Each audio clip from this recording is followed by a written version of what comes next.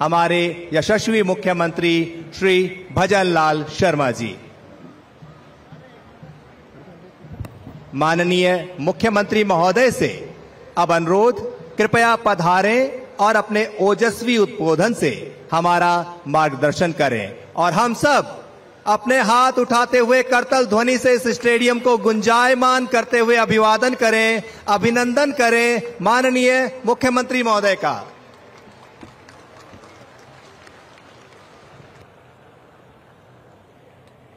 भारत माता की, भारत माता की, वंदे वंदे। आज के स्वतंत्रता दिवस समारोह के अवसर पर मैं सम्मानित अतिथिगण, देवियों एवं सज्जनों और समस्त प्रदेशवासियों को 79वें स्वतंत्रता दिवस की हार्दिक बधाई एवं शुभकामनाएं देता हूं। आज का दिन हमारे इतिहास का एक स्वर्णिम अध्याय है। यह वो दिन है जब भारत की सामूहिक शक्ति ने गुलामी की जंजीरों को तोड़कर अपनी आजादी की राह चुनी थी। आज उन ज्ञात अज्ञात स्वतंत्रता सेनानियों को स्मरण करने का दिन है, जिन्होंने भारत माता को आजाद कराने के लिए जीवन भर पीड़ाएं और यातनाएं झेली, अनगिनत ने अपना बलिदान दिया। आज हम सभी के लिए ऐसे महापुरुष और बलिदानियों को स्मरण करने और उन्हें नमन करने का अवसर है। आज इस अवसर पर मैं उन जाबाज सैनिकों और सुरक्षा बलों के वीर जवानों को भी श्रद्धांजलि देता हूं, जिन्होंने देश की सुरक्षा के लिए प्राण न्योछावर कर दिए। मैं सेना और अर्धसैनिक बलों के सभी बहादुर जवानों को प्रणाम करता हूं, जो देश की सीमाओं पर दिन रात मुस्तैदी के साथ डटे हुए हैं। इस राष्ट्रीय पर्व पर मैं प्रदेशवासियों की सुरक्षा में तैनात सभी पुलिसकर्मियों, नागरिक संगठनों व सामाजिक सेवी संस्थाओं को धन्यवाद देता हूं, जो राष्ट्र निर्माण में अपनी अमूल्य सेवाएं दे रहे हैं। यह अत्यंत खुशी की बात है कि इस बार राज्य स्तरीय स्वाधीनता दिवस समारोह शौर्य और साहस और संस्कृति की गौरवशाली भूमि जोधपुर में आयोजित किया जा रहा है। साथियों, हमारे स्वतंत्रता सेनानियों ने एक ऐसे राष्ट्र का सपना देखा था जो आत्मनिर्भर, खुशहाल और समृद्ध हो, जहां हर व्यक्ति के पास तरक्की के भरपूर अवसर हों। हमारी स्वतंत्रता सेनानियों के इन सपनों को यशस्वी प्रधानमंत्री नरेंद्र मोदी जी अपना संकल्प बनाकर पूरा करने का काम कर रहे हैं। माननीय प्रधानमंत्री जी के नेतृत्व में आज भारत की न केवल दुनिया में साख बढ़ी है, बल्कि भारत दुनिया की चौथी सबसे बड़ी अर्थव्यवस्था बनकर उभरा है और तीसरी बड़ी अर्थव्यवस्था बनने की तरफ अग्रसर है। माननीय प्रधानमंत्री जी ने बीते 11 वर्षों में ऐतिहासिक निर्णय एवं कार्य किए हैं। माननीय मोदी जी स्वच्छ भारत अभियान, आयुष्मान भारत, उज्ज्वला योजना, प्रधानमंत्री आवास योजना, जल जीवन मिशन और किसान सम्मान निधि जैसे जन कल्याणकारी योजनाओं के माध्यम से आम जन के सपनों को पूरा करने का काम कर रहे हैं। माननीय प्रधानमंत्री जी के नेतृत्व में आज देश आत्मनिर्भर की एक नई कहानी लिख रहा है। आत्मनिर्भर भारत को एक नया नारा या सरकारी कार्यक्रम नहीं, बल्कि 140 करोड़ भारतीयों का सपना है, दृढ़ निश्चय और एक जन आंदोलन है। ये तब साकार होगा जब हर नागरिक, चाहे वह छात्र हो, पेशेवर हो, गृहिणी हो, युवा हो, उद्योगपति हो या किसान हो, अपनी जिम्मेदारी को समझते और देश की प्रगति में सक्रिय भागीदारी बने। ये हमारा सामूहिक दायित्व है। कि हम स्थानीय संसाधनों का उपयोग करें, नवाचारों को बढ़ावा दें, गुणवत्ता को अपनी पहचान बनाएं। स्वदेशी का महत्व हमारी इस यात्रा का आधार है। स्वदेशी का अर्थ केवल भारतीय उत्पादन को खरीदना ही नहीं, बल्कि उनकी गुणवत्ता को विश्व स्तरीय बनाना है। प्रधानमंत्री जी का मंत्र है वोकल फॉर लोकल। आज हमारी प्रेरणा है, हमें अपने स्थानीय उत्पादनों को गर्व के साथ अपनाना है। उनका विजन लोकल फॉर ग्लोबल हमें प्रेरित करता है कि भारत में बने उत्पादन न केवल हमारी घरेलू जरूरतों को पूरा करें, बल्कि वैश्विक बाजार में भी पहचान बनाएं। जीरो डिफेक्ट, जीरो इफेक्ट के साथ हमें आगे बढ़ने की आवश्यकता है। हमारे उत्पादनों में न केवल सर्वोत्तम गुणवत्ता होनी चाहिए, बल्कि ऐसे उत्पादन बनाए जाने चाहिए जिससे पर्यावरण को भी नुकसान ना पहुंचे। टेक्नोलॉजी आत्मनिर्भर भारत की रीढ़ है। जय जवान, जय किसान, जय विज्ञान में अब जय अनुसंधान जोड़ने की आवश्यकता भी है।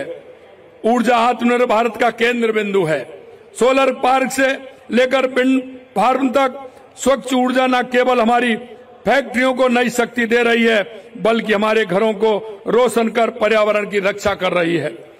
खादी का धागा आजादी की लड़ाई में हमारी ताकत बना था, और आज वही धागा हमें विकसित भारत के सपने को साकार करने की प्रेरणा देता है। हमें ये समझने की आवश्यकता है कि जब हर नागरिक आत्मनिर्भर बनने का संकल्प लेगा, तभी पूरा राष्ट्र आत्मनिर्भर बन सकेगा। रक्षा के क्षेत्र में आत्मनिर्भरता हमारी ताकत का प्रतीक है। आज मेक इन इंडिया के तहत हम स्वदेशी युद्धपोत विमान और आधुनिक हथियार प्रणालियां बना रहे हैं। ऑपरेशन सिंदूर की यह सफलता इसका जीवंत उदाहरण है। साथियों, जब हमारे देश की तरक्की की राह है, तो कुछ अराजक तत्व हमारे विकास में बाधा डालने के लिए नापाक हरकतें करने की कोशिश करते हैं, लेकिन वे भूल जाते हैं कि यह नया भारत है। इसका नेतृत्व आदरणीय प्रधानमंत्री नरेंद्र मोदी जी के हाथ में है, जो कहने में नहीं करने में विश्वास रखते हैं। गोली का जवाब गोले से देते हैं। आज आदरणीय प्रधानमंत्री जी के नेतृत्व में भारत आर्थिक ताकतें नहीं, बल्कि सैन्य ताकत के रूप में उभरा है, जिसकी वानगी ऑपरेशन सिंदूर के सफलता के रूप में सारी दुनिया ने देखी है। ऑपरेशन सिंदूर केवल सैन्य कार्रवाई नहीं, बल्कि हमारे देश की उस प्रतिबद्धता का प्रतीक है जो कहता है कि अब सुरक्षा और सम्मान से कोई समझौता नहीं होगा। भारत अब चुप नहीं रहेगा। भारत आतंकवाद को बर्दाश्त नहीं करेगा। यह आतंक के आकाओं को संदेश है कि आतंकवाद कोई भी ठिकाना, अब आतंकवादी ठिकाना अब सुरक्षित नहीं है। माननीय प्रधानमंत्री जी के मार्गदर्शन में राजस्थान की डबल इंजन की सरकार प्रदेश को आत्मनिर्भर बनाने की दिशा में निरंतर काम कर रही है। हमारे प्रदेशवासियों के सपने को साकार करने का, उनसे किए वादे पूरे करने का और दिए गए हर वचन को निभाने का प्रण लिया है। प्रदेश की भौगोलिक परिस्थितियों की वजह से यहाँ हमेशा से पानी की कमी रही है। हमने इस चुनौती की तरह लिया है और प्रदेश को जल में आत्मनिर्भर बनाने का प्रण लेकर हम काम कर रहे हैं। राम जल सेतु लिंक परियोजना, यमुना जल समझौता पर काम तेजी से आगे बढ़ रहा है। नमनेरा बैराज का कार्य पूर्ण हो गया। यमुना जल समझौते के तहत टास्क फोर्स धरातल पर सर्वे का काम शुरू कर दिया। प्रधानमंत्री जी के कैच द रेन अभियान से प्रेरणा लेकर कर्म भूमि से मातृभूमि अभियान शुरू किया गया है, जिसमें भामाशाहों एवं प्रवासी राजस्थानियों की मदद से हजारों जल संरचनाओं का निर्माण किया जा रहा है। हाल में हमने जल पर्यावरण संरक्षण के लिए वंदे गंगा जल संरक्षण अभियान चलाया था। हमने यशस्वी प्रधानमंत्री नरेंद्र मोदी जी के एक पेड़ मां के नाम अभियान से प्रेरणा लेते हुए मिशन हरियाली राजस्थान शुरू किया है, जिसमें हमने 5 साल में 50 करोड़ पौधे लगाने का लक्ष्य लेकर काम कर रहे हैं और हम अब तक 15 करोड़ से अधिक पौधे लगाए जा चुके हैं। इसी तरह हमने प्रदेश को ऊर्जा में आत्मनिर्भर बनाने के लिए अनेक कदम उठाए हैं। हमने राजस्थान एकीकृत स्वच्छ ऊर्जा नीति 2024 जारी की है। ये नीति वर्ष 2030 तक प्रदेश के अक्षय ऊर्जा उत्पादन को 125 गीगावाट के स्तर पर ले जाने में बड़ी भूमिका निभाएगी। अब 22 जिलों में किसानों को दिन में बिजली उपलब्ध कराई जा रही है। हमारा प्रयास है कि पूरे प्रदेश के किसानों को दिन में बिजली मिलना शीघ्र प्रारंभ हो। हम 5 साल में 53,000 किलोमीटर सड़क नेटवर्क तैयार करने पर 60,000 करोड़ रुपए व्यय करने जा रहे हैं। अटल पथ, रिंग रोड, ब्रिज निर्माण से सड़कों का एक नेटवर्क तैयार किया जा रहा है। 1300 गांवों को डामर सड़कों से जोड़ा गया है एवं ग्रामीण सड़क नेटवर्क को सुदृढ़ करने हेतु 6,330 किलोमीटर लंबी मिसिंग लिंक सड़कों का निर्माण किया गया है। हमारी सरकार माननीय प्रधानमंत्री जी के संकल्प विकसित भारत 2047 के लक्ष्य को साकार करने के लिए वर्ष 2047 तक विकसित राजस्थान बनाने के लिए प्रतिबद्ध है। Rising Rajasthan global investment summit में प्राप्त 35 लाख करोड़ से अधिक के निवेश प्रस्तावों को तेजी से धरातल पर उतारा जा रहा है। राजस्थान ने खनिज ब्लॉकों की नीलामी में भी अभूतपूर्व प्रदर्शन किया है। संपूर्ण भारत में जहां प्रधान खनिज 500 ब्लॉक ही आवंटित हुए, वहीं राजस्थान ने 100 से अधिक ब्लॉक आवंटित करने का कीर्तिमान बनाया है। माननीय प्रधानमंत्री जी की प्रेरणा से हम प्रदेश के वंचित जरूरतमंद वर्ग के उत्थान के लिए काम कर रहे हैं। पंडित दीनदयाल उपाध्याय गरीबी मुक्त गांव योजना के तहत बीपीएल परिवारों को गरीबी से बाहर ला रहे हैं। हमने 5 वर्ष में 4 लाख सरकारी और निजी क्षेत्र में 6 लाख नौकरियां सृजित करने का संकल्प लिया है। 75,000 से अधिक नियुक्ति पत्र सौंपे जा चुके हैं। 1,68,000 पदों पर भर्ती प्रक्रिया चल रही है। 3 लाख युवाओं को कौशल प्रशिक्षण दिया गया है। एसआईटी का गठन कर पेपर लीक पर लगाम लगाते हुए उनके दोषियों को जेल में भेजा जा रहा है।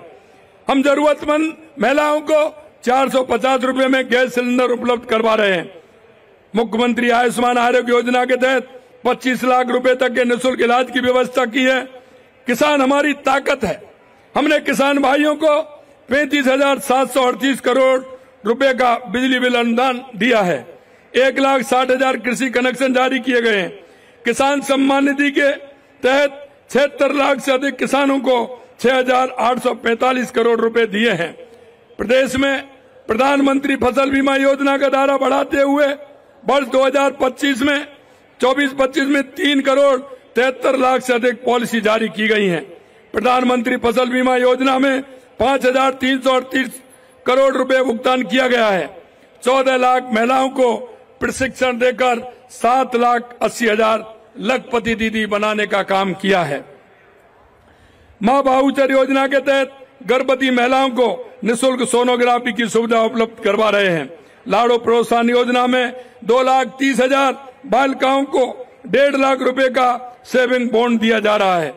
महिला सुरक्षा को प्राथमिकता देते हुए पहले चरण में 500 कालिका पेट्रोलियम यूनिट का संचालन किया गया।